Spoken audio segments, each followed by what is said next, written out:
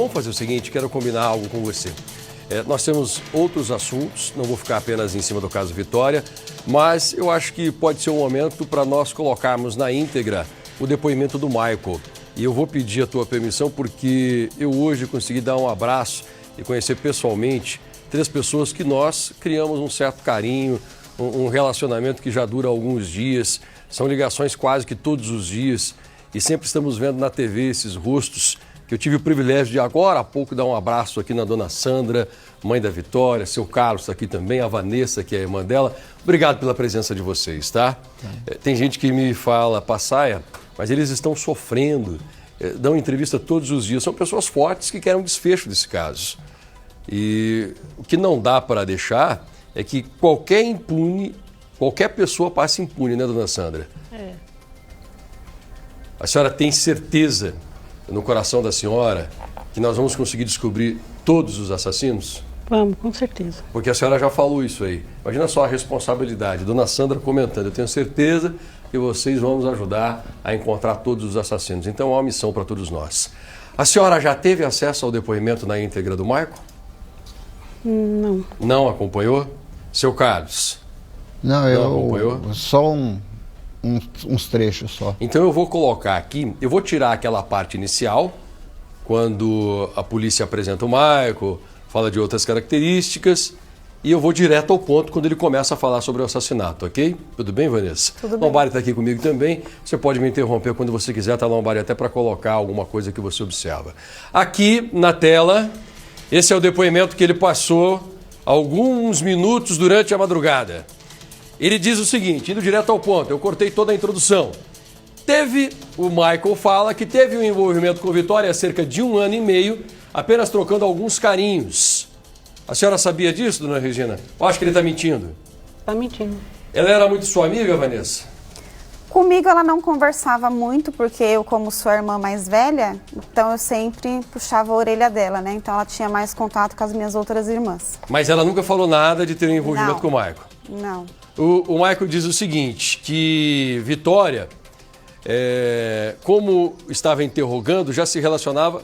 deixa eu pegar do começo, senão não vou entender. Teve um envolvimento com Vitória há cerca de 1 ano e meio, apenas trocando alguns carinhos. Vitória, como interrogado, já se relacionava com a esposa, ou seja, como o Michael já estava se relacionando com a mulher dele agora, a Vitória passou a ameaçá-lo, afirmando que contaria o pequeno deslize à esposa do Michael.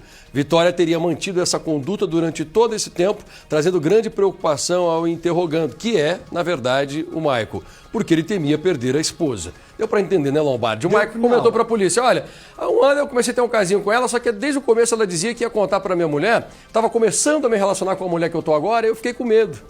Mas isso é uma história que ele está criando, para mim é uma história de defesa que ele está criando. Porque a Vitória tinha um namorado, depois ela tinha um ficante, e vocês jamais souberam, mesmo as suas irmãs mais novas, Vanessa, que ela teria tido qualquer relação com o Michael. Não, nunca teve nada com ele. Nem comentando com as suas irmãs também não sabiam nada. Ninguém Nem sabe. aquela amiga que ela mandou as mensagens naquela madrugada em que ela desapareceu. Não, até mesmo porque ela ficava com um amigo dele, então não tem lógica. Isso é verdade, era amigo do Michael.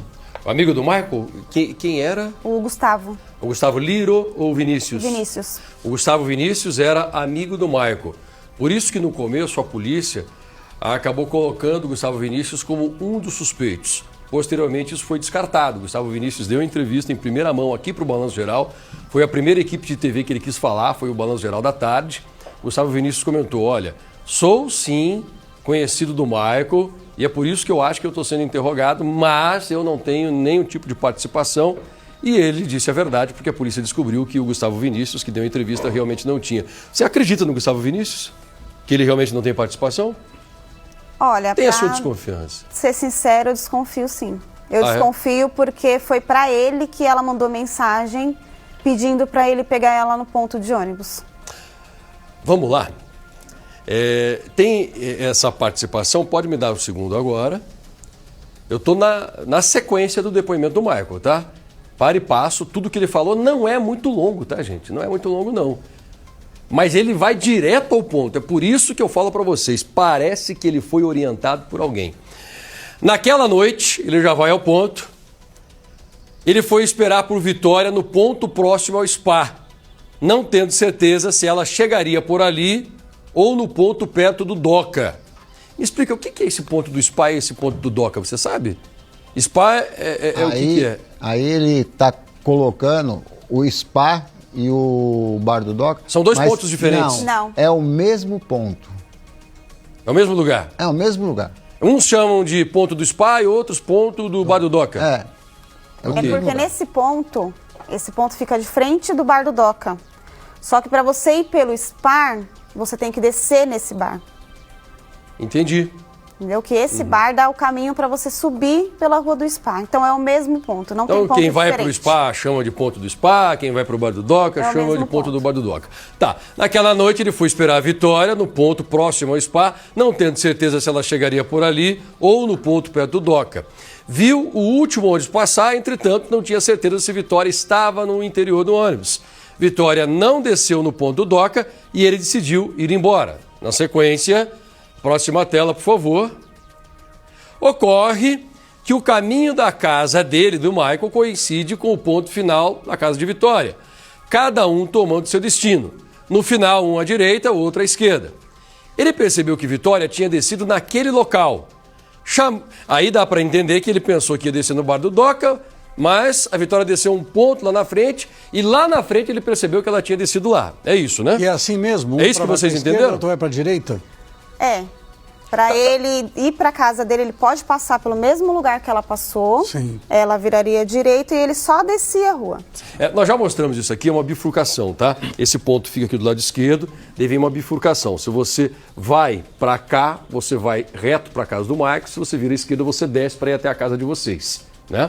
O Michael está dizendo que um ponto à frente, ele coincidentemente encontrou Vitória. Ele chama a Vitória para conversar a respeito do fato. Que fato? Aquele que ele tinha dito, da Vitória estar ameaçando contar para a esposa dele, mesmo tendo passado já mais de um ano.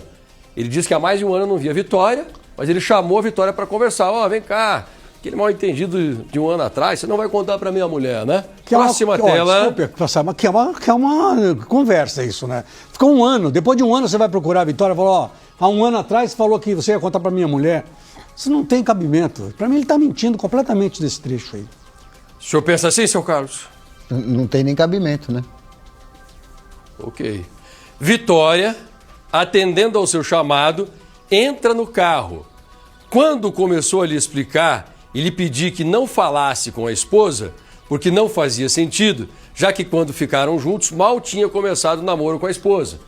Então ele disse que a Vitória entrou no carro e ele tentou explicar, não faz sentido, pô, quando nós começamos a ficar lá atrás, eu estava começando a me relacionar com a minha esposa. Ele disse, né, estava tentando explicar quando, próxima tela, agora escuta isso aqui, por favor, vem para assistir comigo. Olha isso aqui comigo. Vitória, esse aqui eu já li, né? Não? Já.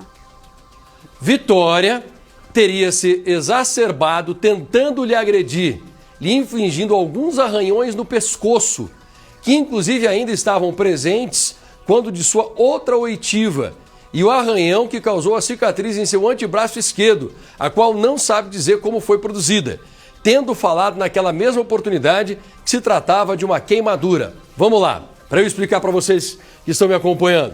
Ele está dizendo o seguinte, que a Vitória entrou, quando ele começou a explicar, Vitória, para com isso, vai contar para minha mulher que nós ficamos um ano atrás. A Vitória já ficou toda raivosa e ela logo meteu um arranhão nele. Meteu um arranhão aqui no pescoço, que inclusive tem cicatriz até agora, de acordo com o escrivão de polícia, que estava lá coletando o depoimento dele. E disse também que tinha uma outra cicatriz que o próprio escrivão tinha observado da primeira vez que o Michael foi à delegacia, porque ele já tinha dado um depoimento antes. Então ele disse que da primeira vez já tinha esse arranhão que o escrivão tinha observado lá. Mas, gente, sabe o que me chama a atenção agora? Vocês vão lembrar que quando o corpo de Vitória foi encontrado e a própria polícia deu uma coletiva, a polícia disse que existiam sacolas plásticas e plásticos em volta das unhas de Vitória, isso para impedir que numa possível briga, ficasse material genético da pessoa arranhada. Você sabe que muitos assassinos já foram descobertos por isso. Quando tem uma mulher morta e quando esse corpo vai para o IML, um dos protocolos, todos os médicos fazem isso. Eles examinam várias partes do corpo da mulher. E uma das primeiras partes examinadas é justamente embaixo das unhas. Porque numa briga, a mulher tentando se defender, ela arranha alguém. E pode ser um arranhão nem muito profundo. Fica algum vestígio de pele, de sangue, alguma coisa embaixo da unha que depois a pessoa consegue confrontar, né? O médico consegue confrontar para saber de quem é aquele DNA. E a polícia disse que quando o corpo foi encontrado tinha sacola plástica embaixo da unha.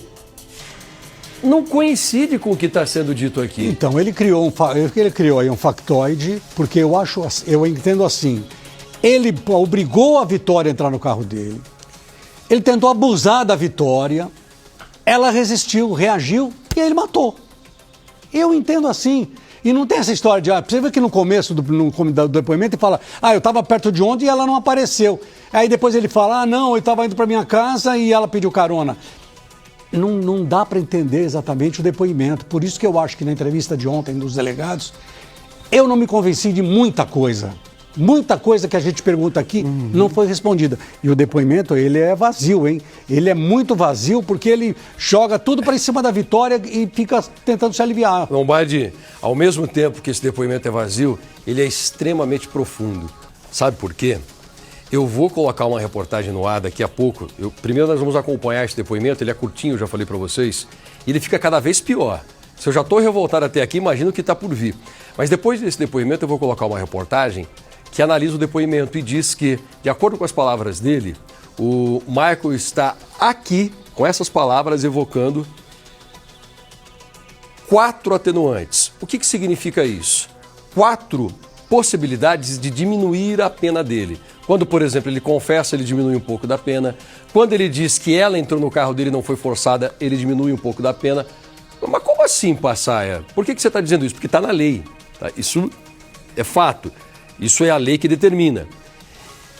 Durante o depoimento dele, ele evoca 4 atenuantes. E ele retira das costas dele 5 qualificadoras. O que são as qualificadoras? Se nós trocarmos em miúdos para que todos entendam, eu lembro que o meu avô Doca, ele sempre me ensinou o seguinte, eu trabalho com televisão desde os 17 anos. Meu vozinho falava assim, meu neto, não esqueça que eu não sou estudado, então quando você falar, fale de um jeito que eu possa entender. E eu sempre imaginei que muitos vós Docas e vós Marias estão assistindo ao Balanço e os programas que eu apresento. Então eu sempre falo de uma maneira simples. Qualificadora, tá? Se você for perguntar para um advogado, um juiz, ele vai rebuscar, mas eu vou falar de maneira bem prática. São crimes em cima de crimes. Digamos que são crimes diferentes. Ele não quer responder a um assassinato, a formação de quadrilha, associação para o crime. Ele não quer responder a tudo isso. Ele quer simplesmente responder a um homicídio simples e, de acordo com as contas que nós fizemos com a ajuda de juristas e advogados, Michael, em cima desse depoimento que ele deu, pode ficar menos de 4 anos atrás das grades. Gente, menos de 4 anos atrás das grades, se este depoimento dele for levado a sério. O senhor sabia disso, seu Carlos? Não. O que a senhora pensa disso, dona Sandra? Pode falar. Que tem gente que às vezes comenta, poxa, Passaia, por que você está trazendo a dona Sandra? A mãe da Vitória, ela já não sofreu o suficiente? Eu sempre explico. A própria família já pediu para que nós não abandonássemos esse caso. E a família acredita no nosso jornalismo. Eu me sentiria envergonhado com as minhas atitudes se eu me acovardasse. Um depoimento que parece que foi elaborado, que parece que... Eu não estou dizendo que são os delegados, não, pelo amor de Deus. Eu confio muito na polícia, na investigação. Eu estou dizendo que o Michael parece que ele foi orientado por algum advogado ou por alguém de fora que entende muito sobre lei. Quem é que orientou? Eu não sei. Mas a gente não pode aceitar algo que vai deixar esse cara apenas 4 anos atrás das grades ou menos. Eu vou te provar nessa reportagem que nós vamos colocar no ar já. Tem um detalhe aqui que entra na chamada forte emoção. Sim, eu vou explicar na reportagem. É a defesa, é uma defesa. Agora, quando você ouve alguém, eu acredito que ele vai ser ouvido de novo, sem nenhuma dúvida. Você tem que rebater. Aqui ninguém rebateu nada ali. Você percebeu? Pode deixar ele falar. Vamos fazer o seguinte, eu quero passar agora os trechos mais rápidos desse depoimento, trechos que foram já colocados aqui pra gente, e aí depois eu vou para a reportagem que eu prometi para vocês.